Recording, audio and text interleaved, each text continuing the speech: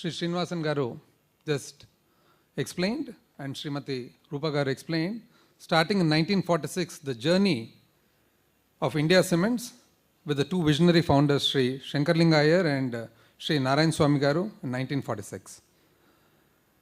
Rapidly growing in the last 2 decades with a series of brownfield and greenfield expansions, contributing significantly to building a stronger India. The foresight and missionary zeal and the untiring and dedicated efforts of Sri Srinivasan Garu actually made this country and proud with such a big group, starting with 1.3 millions to now 16 million tons per annum. Shankar Cements, Coromandel Cements, Rasi Cements, and also iconic super brands, sports brands like Chennai Super Kings, Tamil Nadu Premier League, these are all the achievements of Sri Srinivasan Garu. And with interest in RMC plants, captive power, waste heat recovery system, wind power, shipping, coal mines, I think, and I wish that this group develops even further towards contributing towards the growth of the country. And also for supporting the development of sports and sports persons. Post-COVID, with the economic downturn and the Russia-Ukraine war, India is now on the cusp of an economic revolution. Our Honorable Prime Minister, Sri Narendra Modi Garu, his vision to make India a developed nation by 2047, I think will be possible with such industrial groups growing and growing the way that India Cements has grown. The legacy of organizations like India Cements have stood the test of time and are standing as a big inspiration for showcasing to the world and our younger generation how they have blossomed and flourished in free India. Indian cement industry truly represents the Atmanirbhar Bharat or the self-reliance vision, the mission of our Honorable Prime Minister with everything in the industry produced within India.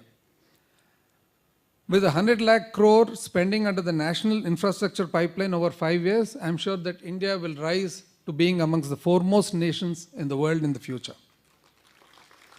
A couple of things, sir, with your permission, Honorable Union Home Minister. What Mr. Srinivasan mentioned about the MMDR policy, I would just like to add a minute to that. What he said is quite relevant.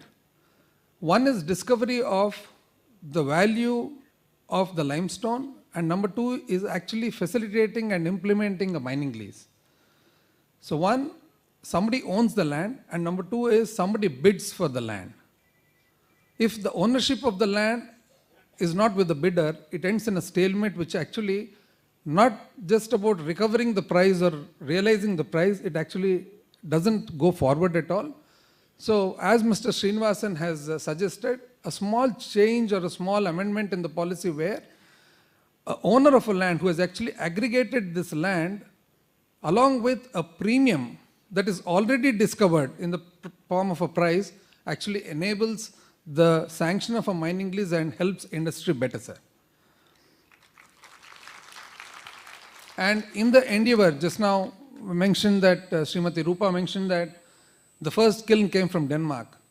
We have a similar plant in our place, my native place.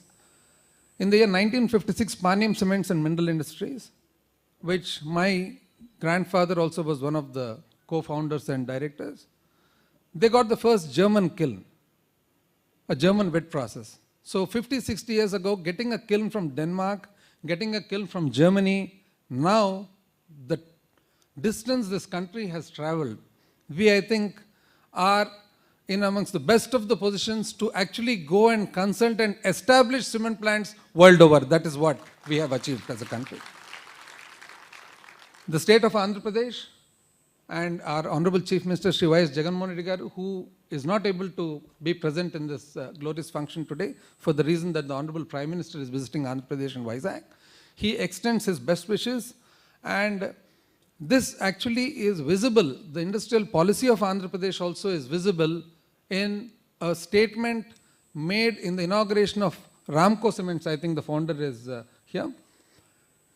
He addressed the gathering saying that any small issue concerning the industry, all that you need to do is make a phone call to me.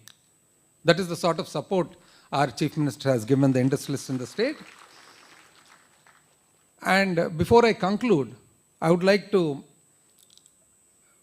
put forward to you a small advertisement that I have seen.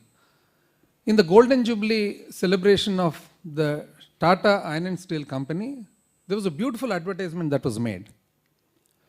J.N. Tata, Jamshedji Nusarwanji Tata, goes to London to consult with the best consultant at that point of time in the world to set up a steel plant. And then it happens that the chairman or the head of the British Railway also is seated over there. It's a beautifully made advertisement. So then, after listening to the conversation, J.N. Tata tells the consultant, I wish to establish a steel plant in India. I want you to be my consultant. Then the chairman of the British Rail says, India manufacturing steel. If India can manufacture steel, I can eat every pound of steel that is made in India. And then they show the Tisco. And then it says, we also make steel. So once again, best wishes to the India Cements Group and all people who are contributing to the growth of a great India. Thank you. Jai Hind.